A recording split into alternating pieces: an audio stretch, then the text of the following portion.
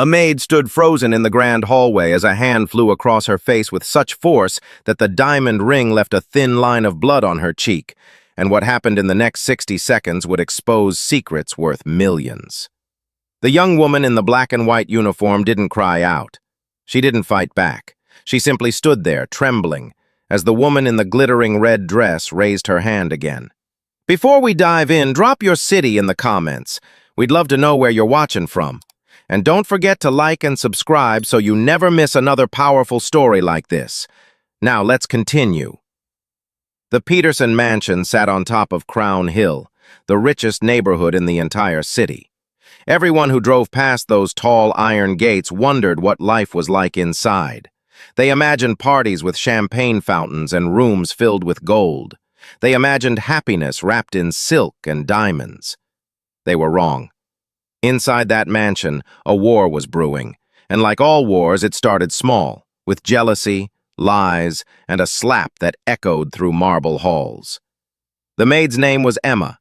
She was 23 years old with brown hair always tied back in a neat bun and hands that were rough from years of scrubbing floors. She came from the poor side of town where buildings were falling apart and people worked 2 or 3 jobs just to eat. Her little sister was sick, really sick. The kind of sick that costs more money than most people see in their whole lives. That's why Emma took the job at the Peterson mansion. The pay was incredible, enough to save her sister, enough to change everything. Emma had been working there for 6 months. She cleaned the East Wing bedrooms, the library, and the main hallway. She worked hard, kept her head down, and never caused trouble. She was invisible.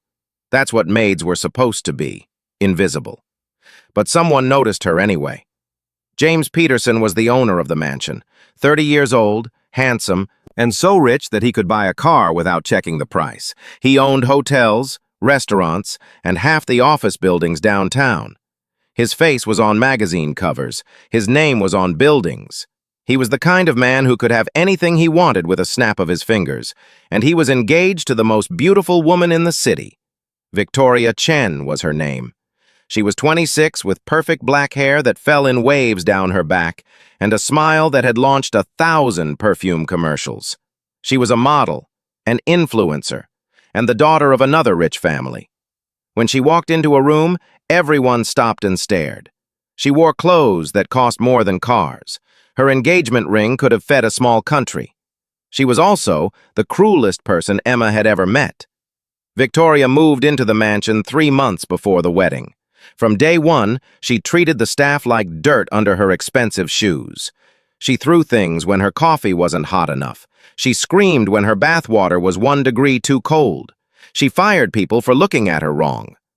But she saved her special hatred for Emma. Maybe it was because James was kind to Emma. He said good morning when he saw her. He asked about her sister. Once, when Emma's uniform tore, he personally made sure she got 3 new ones. He was just being decent, just being human. Victoria saw something else. "Stay away from my fiancé," Victoria hissed one morning, cornering Emma in the kitchen. Her perfume was so strong it made Emma's eyes water. "I see how you look at him." "I don't. I would never," Emma stammered, her heart pounding. "You think I'm stupid?" Victoria's voice was sweet as poison. "You think I don't notice? A little poor girl like you, thinking she has a chance with a man like James?" Emma's face burned. "I just work here, that's all." "Good. Remember that." Victoria smiled, but her eyes were ice cold. "Because girls like you? You're nothing. You're replaceable. There are 100 girls waiting to take your job. Don't forget it." After that, Victoria watched Emma like a hawk, every move, every glance, every breath. The tension in the mansion grew thicker every day. The other staff members felt it too. They whispered in corners. They avoided Victoria. They warned Emma to be careful. "She's dangerous," said Maria, the head housekeeper who had worked there for 20 years. "I've seen girls like her before. Rich, beautiful, and mean. She thinks the whole world belongs to her." "I'm not doing anything wrong," Emma insisted. "It doesn't matter," Maria said sadly. "To women like that, your existence is wrong." Then came the day everything exploded. It was a Thursday afternoon. The mansion was filled with people because Victoria was throwing a party that night. Caterers rushed through the kitchen. Florists filled every room with roses. A man on a ladder hung lights in the ballroom. Emma was cleaning the upstairs hallway, minding her own business, when she heard footsteps behind her. "Emma!" She turned and saw James. He looked tired. There were dark circles under his eyes. "Yes, Mr. Peterson. I need to talk to you." He glanced around, then lowered his voice. "It's about Victoria." Emma's stomach dropped. "Sir, I really should get back to... Please." Something in his voice made her stop. "I know she's been cruel to you. I've seen it. And I'm sorry." "You don't need to apologize." "Yes, I do." James ran a hand through his hair. "The truth is, I made a mistake. Getting engaged to her was a mistake. I don't love her. I never did.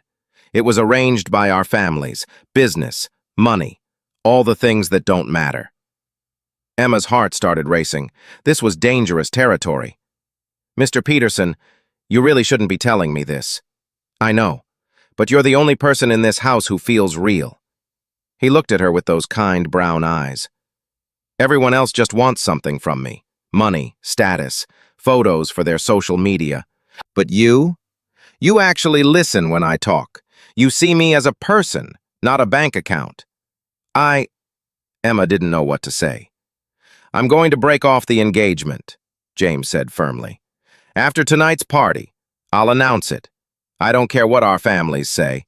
I don't care about the business deals. I can't marry someone I don't love." Before Emma could respond, a voice like shattering glass split the air. "How dare you!"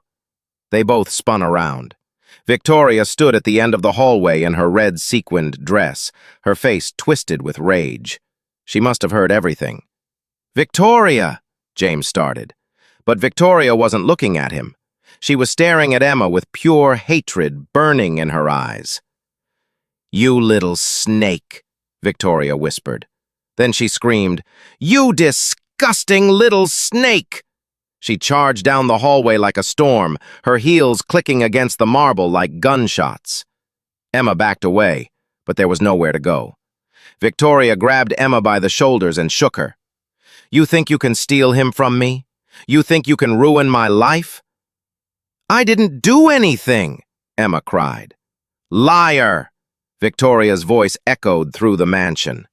"You've been throwing yourself at him since the day you started working here, batting your eyes, acting all sweet and innocent." "That's not true," Emma's voice broke. "Victoria, stop!" James tried to step between them, but Victoria pushed him away with shocking strength. Her face was red. Tears ran down her perfect makeup. "No! You don't get to defend her. I gave up everything for you. I turned down other men, better men. And you're throwing me away for a maid?" "I never..." Emma tried to speak. The slap came out of nowhere. Crack! The sound filled the hallway. Emma's head snapped to the side. Her cheek exploded in pain. She tasted blood in her mouth. For a moment, nobody moved. Nobody breathed. Emma slowly touched her face. Her fingers came away red. Victoria's diamond ring had cut her skin. "Victoria!" James's voice was horrified. But Victoria wasn't done. Her chest heaved. Her hands shook. All the anger and jealousy that had been building for months came pouring out. "You're nothing!" Victoria screamed at Emma. "You hear me? Nothing! You come from nothing. You'll always be nothing. Girls like you should know their place." She raised her hand to strike again, but this time, someone caught her wrist. Emma looked up, expecting to see James. Instead, she saw a woman she'd never met before. An older woman, maybe 60, with silver hair and a face that looked like it was carved from stone. She wore a simple black dress and held Victoria's wrist in an iron grip. "That's enough," the woman said quietly. Victoria tried to pull away. "Let go of me. Do you know who I am?" "Yes." The woman's voice was cold as winter. "You're the woman who just made the biggest mistake of her life." "Who the hell are you?" The woman smiled, but it wasn't a nice smile. I'm Margaret Peterson, James's mother. The color drained from Victoria's face. James stared at his mother in shock. Mom? I thought you were in Paris. I came back early. Margaret released Victoria's wrist like she was dropping garbage, and it's a good thing I did. Margaret turned to Emma and her expression softened. Are you all right, dear? Emma couldn't speak. She just nodded, still holding her bleeding cheek. Come with me, Margaret said gently. Let's get that cleaned up. She led Emma down the hallway, leaving Victoria and James standing there in stunned silence. In Margaret's private sitting room, Emma sat on a velvet couch while Margaret carefully cleaned the cut on her cheek. The older woman's hands were gentle. I'm sorry, Emma whispered. I didn't mean to cause trouble.